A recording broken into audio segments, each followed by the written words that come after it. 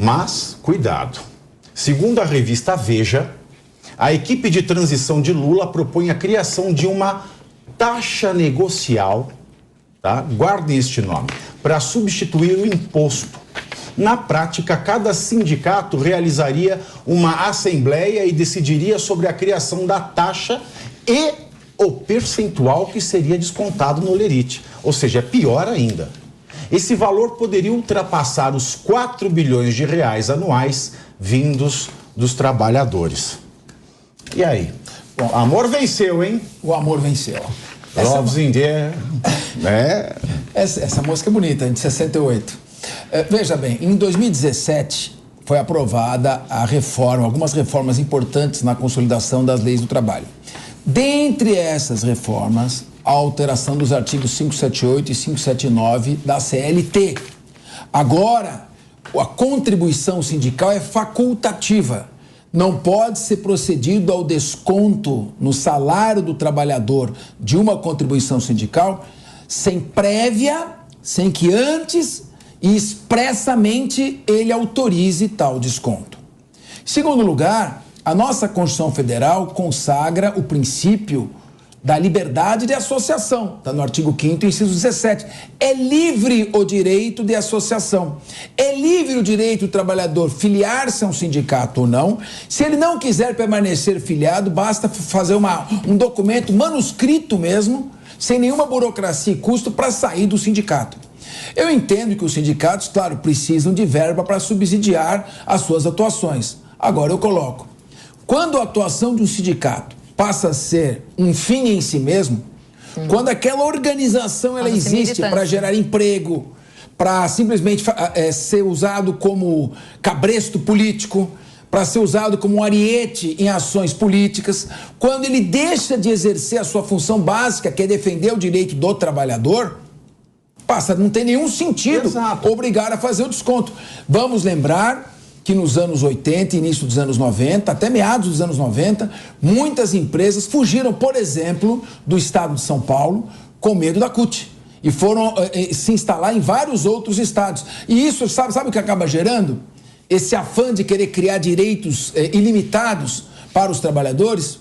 Desemprego, mecanização do trabalho, substituição da força manual de trabalho por máquinas que não fazem greve, não protestam e não são usados como instrumentos de ação política. Por essa razão, me parece que o Congresso Nacional, que parece que está querendo manter uma posição de independência, não deve se quedar e promover esse verdadeiro retrocesso na legislação trabalhista, porque o resultado disso é prejuízo ao trabalhador. E cuidado com a CUT, que a CUT te pega daqui. Nos Estados Unidos, o sindicato é muito forte.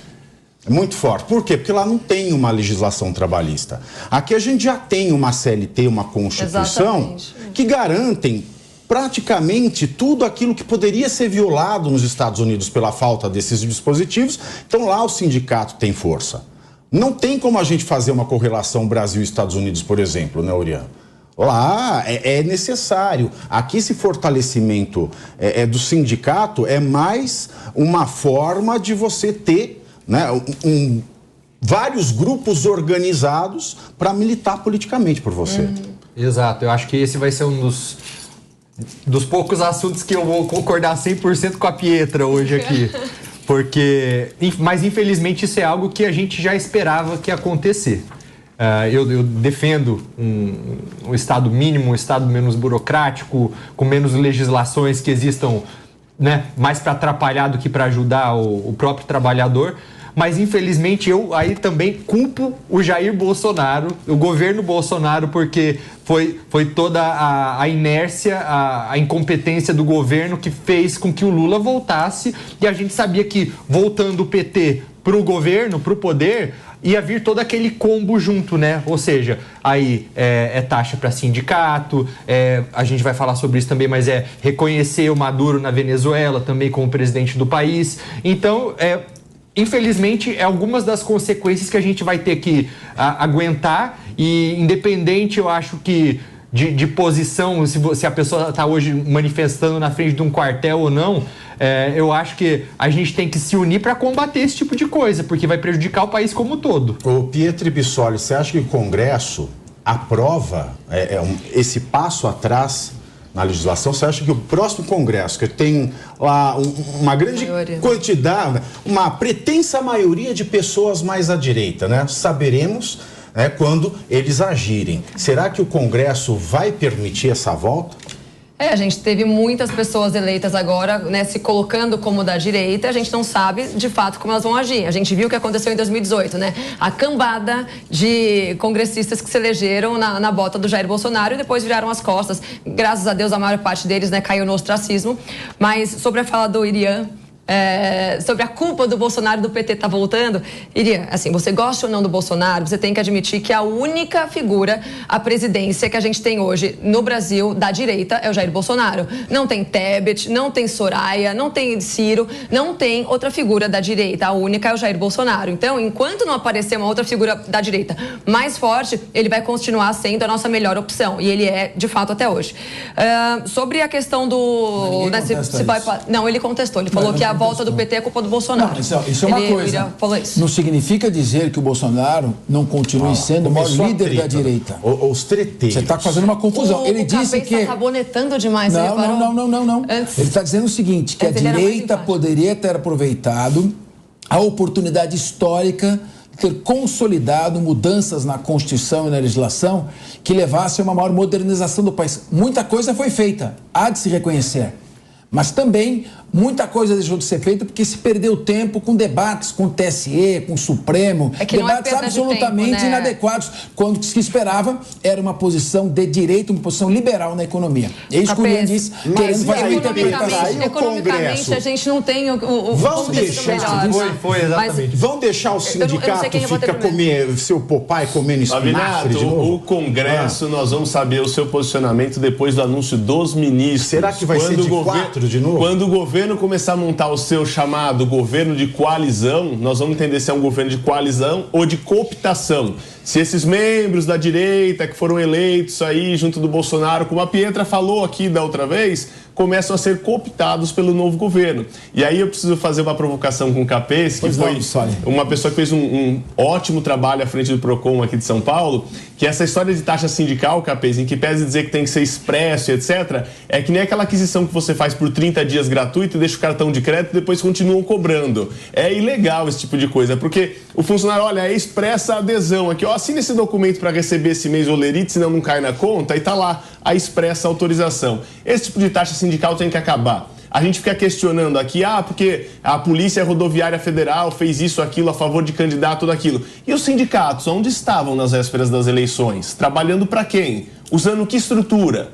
Com dinheiro público. Vivem de quê, né? O que comem? Será que historicamente os sindicatos nunca atuaram a favor de nenhum tipo de candidatura, de nenhum tipo de lado? Eu queria saber onde estavam os dirigentes sindicais na última semana das eleições esse ano. Agora são 14 horas e 31 minutos. E eu digo isso porque a gente tem que estar discutindo o futuro do país. Não dá para ficar discutindo como vai ter direito trabalhista do Uber, direito trabalhista da manicure, do cabeleireiro, qualquer coisa nesse sentido, onde as pessoas têm que aprender a empreender. O mundo está sendo invadido por inteligência artificial. Quem não entendeu que o caixa de supermercado não vai ter mais um ser humano ali operando, vai ser tudo automático. Quem não entendeu que na cobrança de praça de pedágio não vai ter mais um ser humano, vai ser uma máquina lendo um tag no veículo, está em outro planeta. O que faz com que o Brasil não consiga repor esses desempregados no mercado de trabalho não é só a economia, é entender que algumas profissões estão sendo extintas. Ou a gente tem um olhar para as novas profissões e para aquelas que estão sendo extintas, ou nós vamos continuar na eterna política de buscar direito trabalhista e fazer a economia girar, achando que isso vai gerar vaga de emprego para empregos que não vão existir mais. Nós seremos tecelões reclamando do surgimento do tear. É que eu achei que o Bissoli ia fazer uma provocação. Na verdade, ele concordou entusiasticamente com o que eu estou falando. Que o pessoal é Zé Tretinha aqui, o pessoal é Zé Tretinha. Vou fazer uma provocação. É um clima de retórica. Porque as pessoas prestam atenção. Até agora, quem está mais debatendo comigo é a senhora Pietra Bertolazzi, que continua calma, quieta, tranquila, e eu quero debater mais com ela. E só uma correção a respeito de uma fala do Irian. O desemprego baixou de 14,8% para 10,5% no governo Jair Bolsonaro, mesmo com todos os entraves e mesmo com todos esses governantes, né, ditatoriais que impuseram lockdown, fazendo com que milhares de pessoas perdessem o emprego. Mesmo assim, graças à economia do governo Jair Bolsonaro com Paulo Guedes, nós conseguimos esse número fantástico. E como dizia o Lula, mas aí conta a gente que começou a empreender, não vale. Mas isso é justamente isso. É justamente isso que a gente lamenta, porque a oportunidade do país continuar crescendo, e o que tudo indica, tomando posse, iniciando um governo de esquerda, vai se iniciar um retrocesso em todos os sentidos. O país vai ficar mais caro, inviável economicamente para quem quer empreender, vai começar a distribuir pobreza e não riqueza, porque é o capitalismo, a economia liberal, que produz riqueza suficiente para distribuir a quem precisa. Não é uma economia totalmente liberal, neoliberal. É necessário um capitalismo humanista, um capitalismo que possa produzir riquezas e, evidentemente, compartilhe com aqueles que mais precisam. Agora, se o país começar a ficar mais caro, se o presidente Lula começar a querer cumprir aquelas promessas de campanha que ele fez para entidades sindicais, para toda essa esquerda que vive aí às custas do Estado, aí vai ficar mais difícil. E é isso que, ao meu ver, essa mesa, em parte, lamenta. A possibilidade de não ter sido implementadas mais modificações, além das que foram, e de ter se perdido tempo com debates absolutamente supérfluos e desnecessários, quando a economia poderia deslanchar de vez. Mas e não deslanchou, Olha, Capês, se tá difícil pra gente, imagina pra Fazuele de Oliveira. Vocês viram essa notícia? Eu ri, eu ri 3 horas sem parar. Tem uma moça que chama Fazuele. E ela entrou na justiça porque ela não aguenta mais ouvir piada.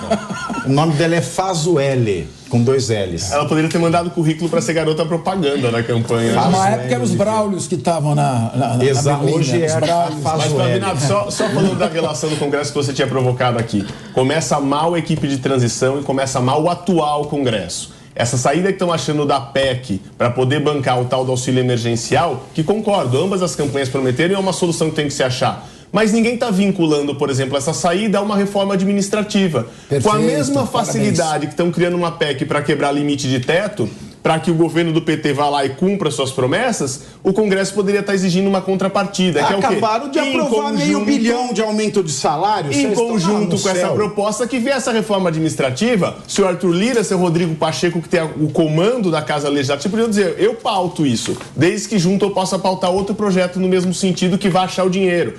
Porque no Brasil é fácil ficar distribuindo dinheiro quando entra no cheque especial. Eu acharia ótimo sair comprando tudo que eu quero se eu não precisasse ter dinheiro para pagar. Se eu fizesse lá um cheque especial altíssimo de limite, tivesse meu cartão de crédito no rotativo e saio gastando. Quem não acha solução para os problemas do país gastando mais do que você recebe? O desafio está em equilibrar as contas, achar da onde vai economizar para achar onde vai gastar. Essa é a crítica que eu faço à equipe de transição, essa é a equipe que eu faço ao atual Congresso, que vão começar mal, vão terminar o atual governo dando um passo muito além do que deveria e vão comprometer as contas do próximo governo no final dessa legislatura. Só um passo, dando outra...